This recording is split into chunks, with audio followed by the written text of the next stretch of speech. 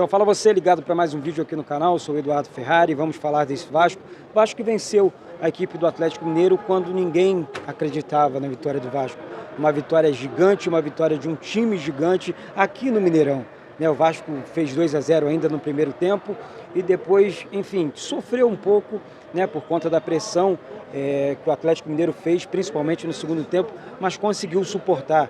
Para quem torceu contra, para quem disse que não ia dar, para os pessimistas de plantão, a resposta foi dada dentro de campo. A resposta foi dada com muito trabalho e dedicação.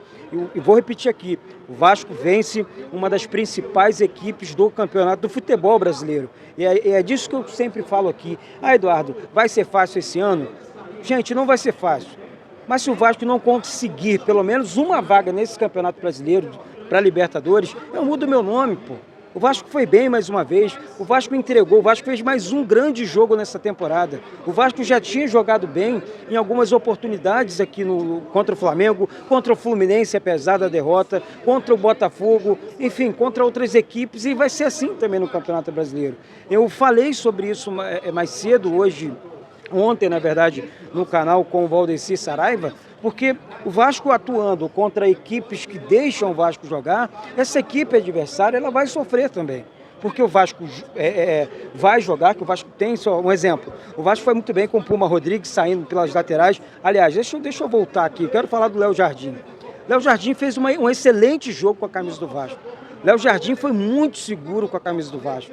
Foi um dos melhores jogadores em campo com a camisa do Vasco. Gente, as luzes vão se apagando aqui, mas vamos falar assim mesmo, tá? Vou falar sobre os números do jogo, falar sobre os jogadores do Vasco em campo. Então, assim, os caras jogaram, foi um dos melhores em campo. Ponto. Comecei aqui com o goleiro Léo Jardim. Puma Rodrigues, um super lateral. Sabe, um baita de um lateral realmente de seleção, da seleção uruguaia, e que vai entregar muito para o Vasco. Esse ano não tenho dúvida que vai fazer história aí com a camisa do Vasco. O Robson Bambu, muito contestado, inclusive eu, Eduardo, falei sobre o Robson Bambu. Gente, o cara fez um excelente jogo com a camisa do Vasco, temos que reconhecer. Zagueiro Léo, parece que nasceu para jogar no Vasco. O cara joga, enfim, como poucos. Se entrega o tempo todo, entrega o tempo inteiro para o Vasco. Então, assim, Léo, baita de um jogador. Lucas Piton, lateral esquerdo. Gente, como há muito tempo você não via um lateral jogar tão bem esquerdo, atuando tão bem com a camisa do Vasco. Então, assim, parabéns ao Lucas Piton, sabe, fazendo o torcedor vascaíno reviver aquele antigo Vasco, aquele ala ali pela esquerda. Rodrigo no meio-campo, como leão, marcando todo mundo o tempo inteiro. Parabéns ao Rodrigo, mais uma vez, um grande jogo, mostrando por que ele tem que ser titular e mostrando que o jogador que chegar para vestir essa camisa número 5, para atuar nessa posição de primeiro volante, vai ter que jogar muita bola, mas muita bola, tá? Andrei Santos, hoje foi aquele Andrei Santos, voltou a ser, não é aquele, Eduardo, ele deixou de ser, não. Mas é o Andrei Santos que foi vendido para o Chelsea, é o Andrei Santos que fez grandes jogos com a camisa do Vasco, é esse Andrei Santos craque de bola, que vai jogar pela seleção brasileira muitos e muitos anos. Fez um golaço, fez um grande jogo com a camisa do Vasco, parabéns ao Andrei Santos. O Jair, com experiência, jogou, enfim, contra o seu ex-clube, jogando, se impondo, mostrando liderança dentro de campo. Foi muito bem mais uma vez o Jair com a camisa do Vasco, é muito talento. Alex Teixeira também, dribla o tempo todo, incomoda, é craque de bola, é acima da média, foi muito bem com a camisa do Vasco, enfim, tomou o cartão amarelo e a gente tem que ficar atento porque essas questões de cartão, eu vou falar sobre isso daqui a pouco, gente. Parabéns ao Alex Teixeira. Agora eu quero falar sobre o Gabriel Peck. Gabriel Peck, na minha opinião, foi o melhor jogador do Vasco no campo. Parece o motorzinho desse time. Ele fez o cruzamento para o primeiro gol do Andrei Santos. Ele fez o segundo gol do Vasco e foi muito bem no jogo, o jogo inteiro. Sabe, gente? O jogo inteiro. O Gabriel Peck, até o momento da sua saída. Então, assim, eu vou falar um negócio para vocês. O Gabriel Peck, ele está surpreendendo o ano inteiro.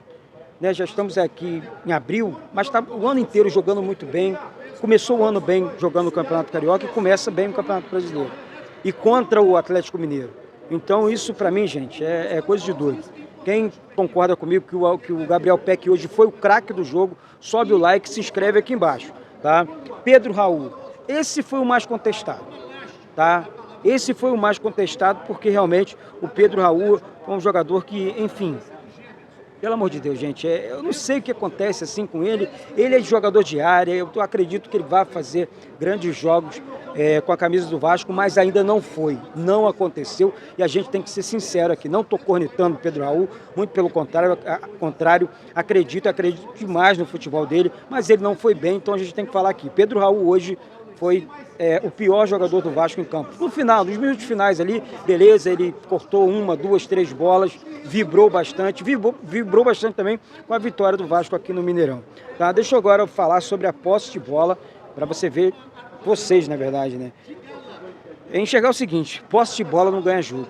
O Vasco foi bem, o Vasco foi fatal contra o Atlético Mineiro. 75% de posse de bola para o Atlético Mineiro contra 25% do Vasco. Faltas, a equipe do Atlético cometeu 15 faltas, a equipe do Vasco 10 faltas. Impedimentos, jogadores do Atlético Mineiro entraram 2 vezes em impedimentos, do Vasco também. Finalizações, foram 26 do Atlético Mineiro e 16 do Vasco, né? Mas finalizações do gol, 10 para o Atlético Mineiro, 9 para o Vasco, ou seja, mas o Vasco acertou 2 vezes o gol e o Atlético Mineiro 1, 9 a 10 aqui nas finalizações.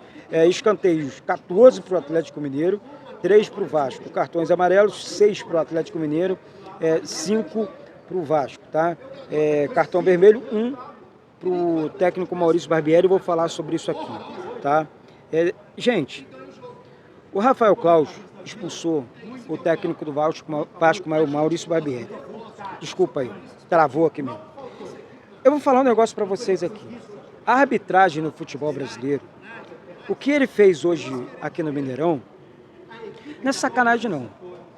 Ele amarelou vários jogadores do Vasco, ele deixou de expulsar jogadores do Atlético Mineiro, ele expulsou e prejudicou muito o Vasco com a expulsão do Maurício Barbieri, que estava comandando o time do Vasco ali na beira do campo. Então, sinceramente, eu não entendo.